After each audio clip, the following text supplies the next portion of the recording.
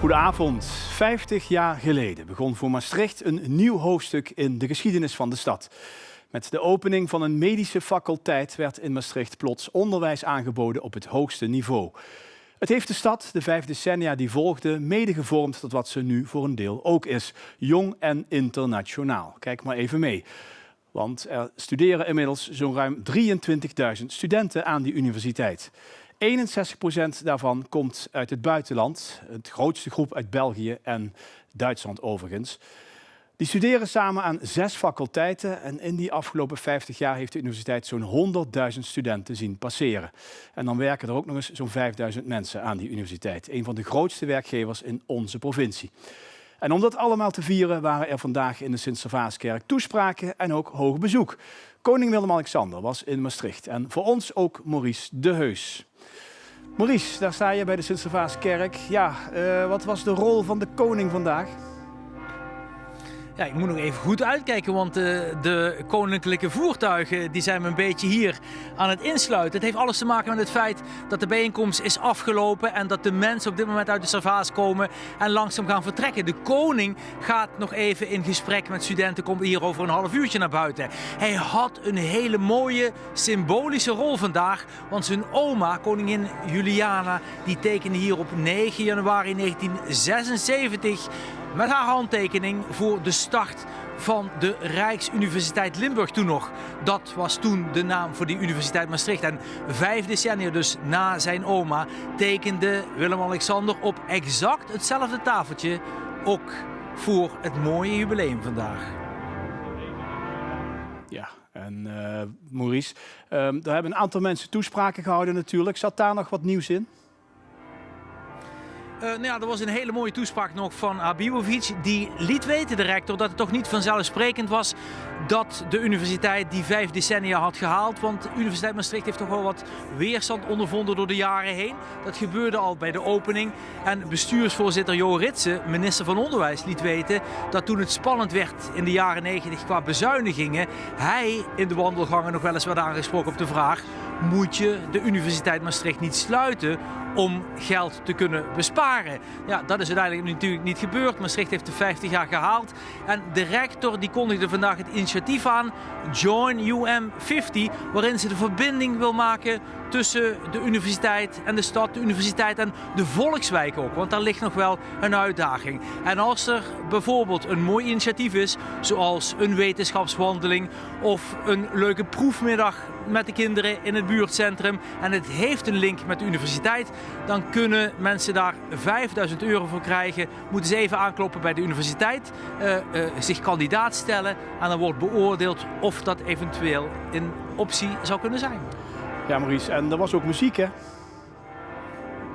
Er was inderdaad muziek en die kwam van André Rieu. Eigenlijk een goede bekende natuurlijk nog van koning Willem-Alexander. Want ze kennen elkaar nog van het Museumplein. Ze kennen elkaar nog van de viering van Koningsdag hier in Maastricht. En ooit speelde André Rieu ook een legendarisch concert voor koningin Beatrix in de grotten in Maastricht. Dus Willem-Alexander wist al hoe hij mee moest jonkelen toen deze klanken door de Servaasbasiliek gingen.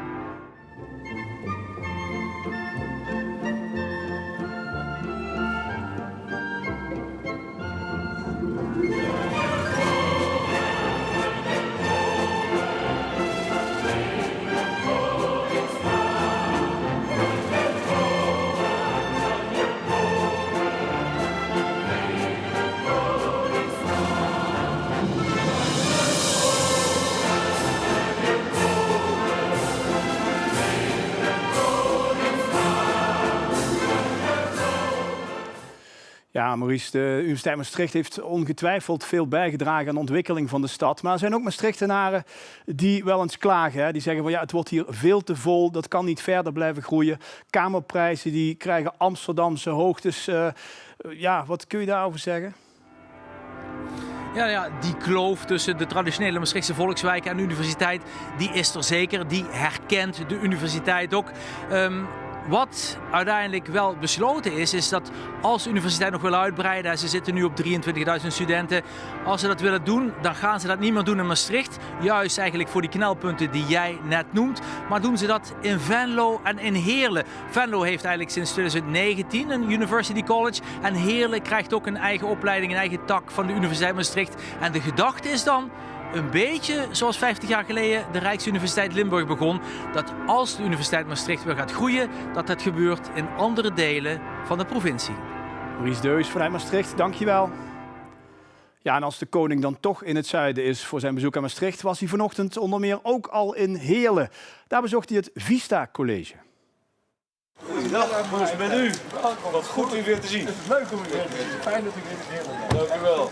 Koning Willem-Alexander arriveerde bij het Vista College. Hij werd erbij gepraat over Medlands Parkstad. Een regionaal bondgenootschap waarin medtech-bedrijven, gemeenten, onderwijsinstellingen en kennispartners samenwerken. De koning sprak onder meer met studenten en afgestudeerden van het Vista College, Zuidhogeschool en de Universiteit Maastricht over het belang van medische technologie voor de gezondheidszorg.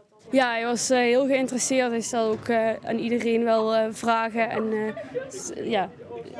bleef het gesprek. En ik kwam ook heel geïnteresseerd over en heel rustig ook om te vertellen hoe dat was. En was jij ook rustig? In zoverre met gezonde spanning was ik wel rustig. Je zag ook dat hij heel aandachtig luisterde en hij had ook goed in de gaten waar hij het over had. Want hij stelde ook gerichte vragen en ja, dat was natuurlijk mooi om te zien dat zo iemand ook heel geïnteresseerd is in studenten die opdrachten maken bij bedrijven zoals Medtronic. Nou, ik was heel zenuwachtig eigenlijk toen ik binnen stond te wachten. Maar toen gaf ik de hand en toen vielen heel veel zenuwen al wel weer weg. Ook demonstraties maakten deel uit van het programma. Zo kreeg de koning onder andere uitleg over het toenemende gebruik van robots en over een machine die wordt ingezet om vernauwingen in de aderen te verminderen.